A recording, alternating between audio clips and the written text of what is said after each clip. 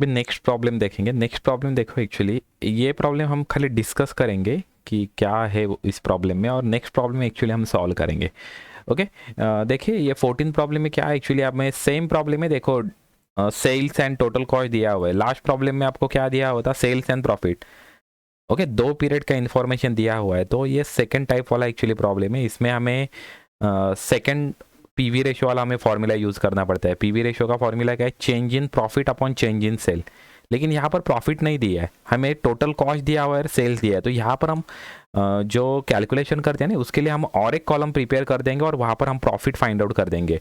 Okay, sales minus total cost is equal to profit. और actually हमें change in profit का column चाहिए और चेंज इन सेल का कॉलम चाहिए।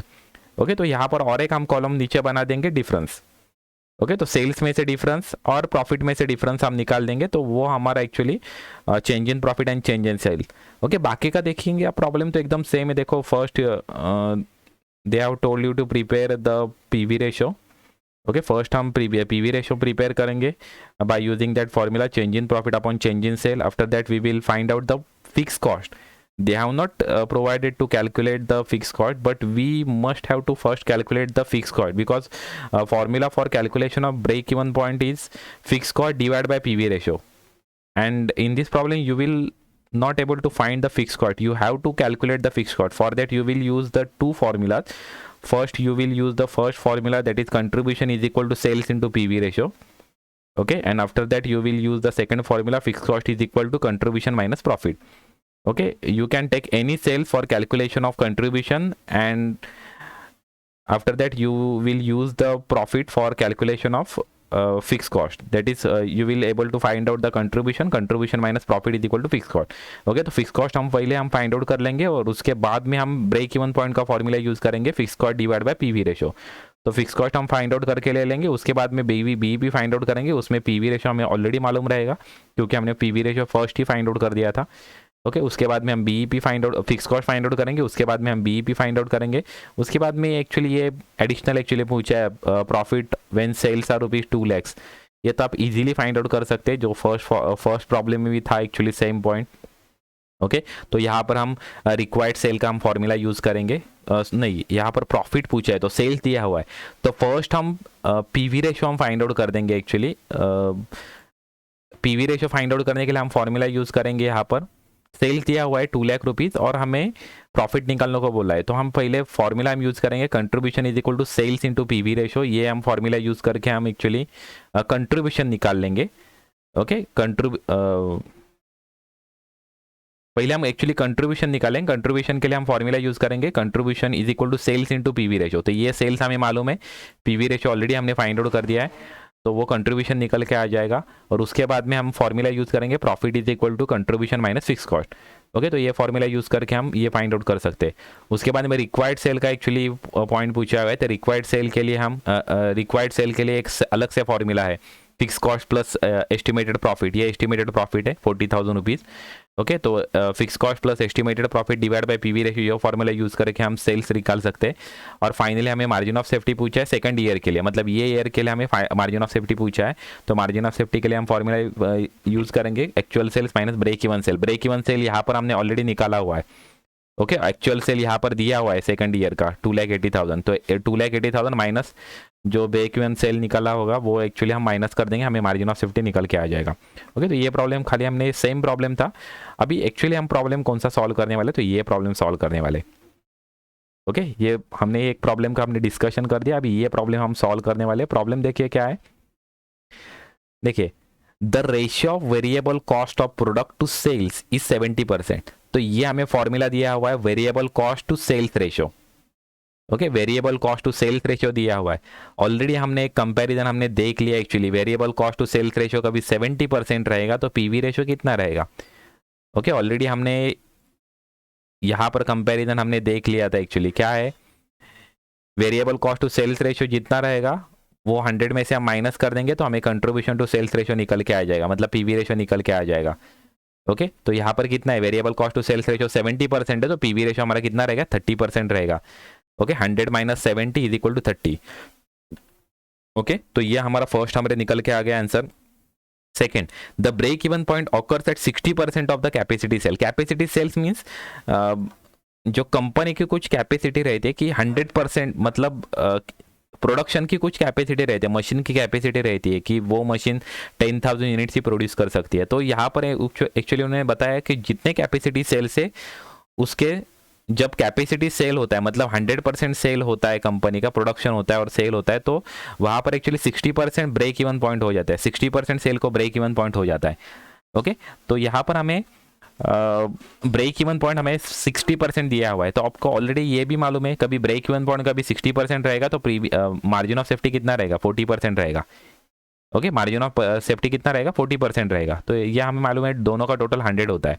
Okay, find the capacity sale when the fix cost are ₹90,000। तो हमें fix cost दिया हुआ है और बाकी का सभी हमें कैलकुलेट करने को बोला है। तो अभी ये प्रॉब्लम सॉल्व करते समय हम क्या करेंगे, हमें अभी पीवी रेशो मालूम है 30% है पीवी रेशो। ओके, क्योंकि 70% variable cost to sales ratio है, तो यहाँ पर हम सॉल्यूशन में हम वो एक्चुअली मेंशन कर देंगे PV ratio is equal to variable cost to sales ratio is equal to 70%, therefore PV ratio is equal to, actually आप पूरा प्रॉब्लम एक्चुअली ऐसे लिखना पड़ेगा आपको। मैं यहाँ पर अभी एक्चुअली टाइपिंग नहीं करता हूँ, उतना टाइम जाएगा, तो इसकी वजह से आपको बता रहा हूँ actually variable cost to sales ratio कितना दिया हुआ है, सेल्स इज इक्वल टू कितना दिया हुआ है, 70% दिया हुआ है। ओके, तो पीवी रेशो कितना आएगा, पीवी रेशो आएगा 30%। ओके, पीवी रेशो कितना आएगा, 30% आया है। ये हमारा कैलकुलेशन हो गया। दूसरा, फिक्स कॉस्ट हमें दिया हुआ है प्रॉब्लम में, फिक्स कॉस्ट कितना है रुपीज़, फिक्स कॉस्ट प्रॉब्लम में दिया हुआ है 90,000 rupees at the capacity sale. Okay, 90,000 rupees हमें फिक्स कॉस्ट दिया हुआ है। ओके, अभी फिक्स कॉस्ट दिया हुआ है तो हम यहाँ पर एक फॉर्मूला हम यूज़ कर सकते हैं। कौन सा फॉर्मूला हम यूज़ कर सकते हैं, ये बीईपी वाला हम फॉर्मूला यूज़ कर सकते हैं। देखिए ये वाला फॉर्मूला, ओके, ये वाला हम फॉर्मूला हम यूज़ करेंगे और यहाँ पर हम फाइंड आउट कर सकते हैं एक्चुअली बीईपी इन रुपीज़ हम फाइंड आउट कर सकते हैं। ओके, यहाँ पर हम बीईपी इन रुपीज़ हम फाइंड आउट कर सकते हैं। देखिए हमें बीईपी इन रुपीज़ मालूम नहीं है लेकिन फिक्स कॉस्ट मालूम है हमें, फिक्स कॉस्ट कितनी है 90,000 डिवाइड बाय पीवी रेशो हमें मालूम है 30% है, तो पीवी रेशो यहाँ पर 30% है। ओके, तो यहाँ पर हमारा बीईपी निकल के आ जाएगा। देखिए 90,000 डिवाइड बाय 30%। ओके, तो हमारा बीईपी निकल के आ रहा है,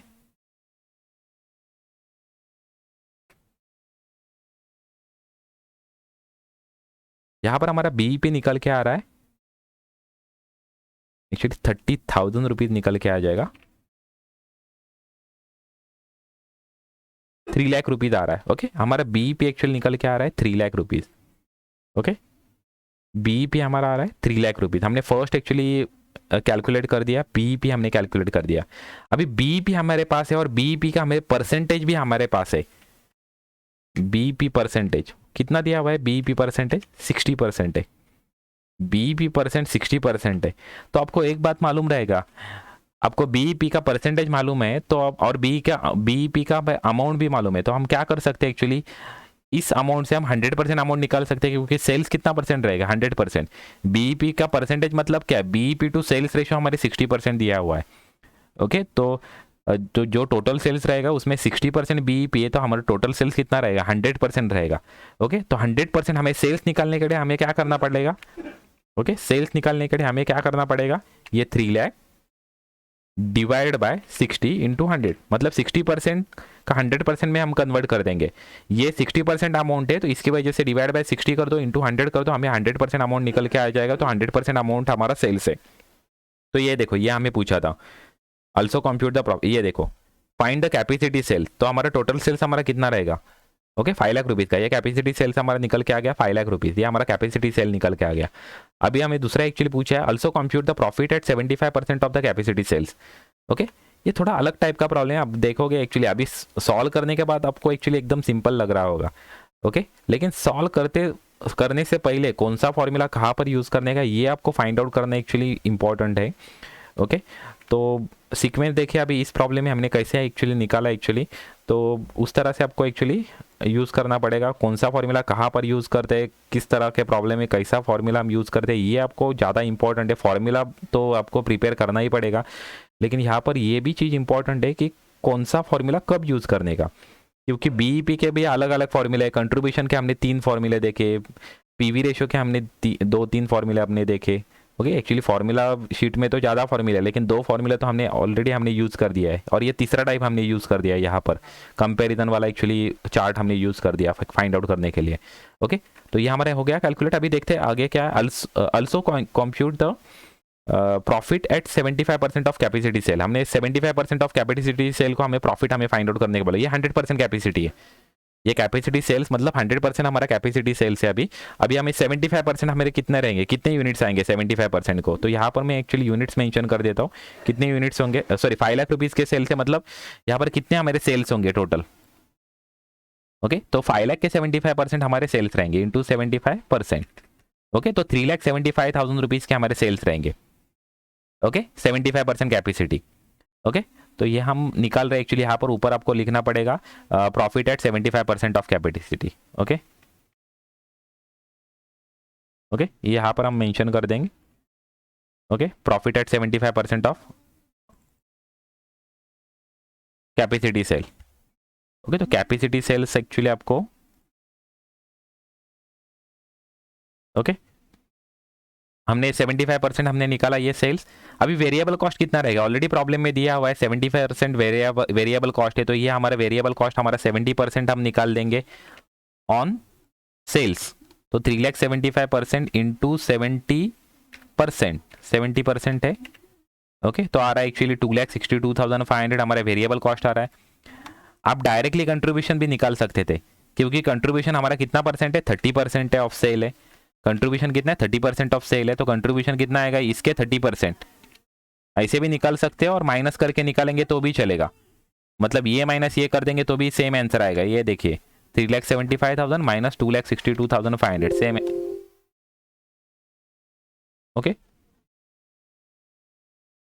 माइनस ये कितना 1,12,500, ये सेम आंसर आ रहा है।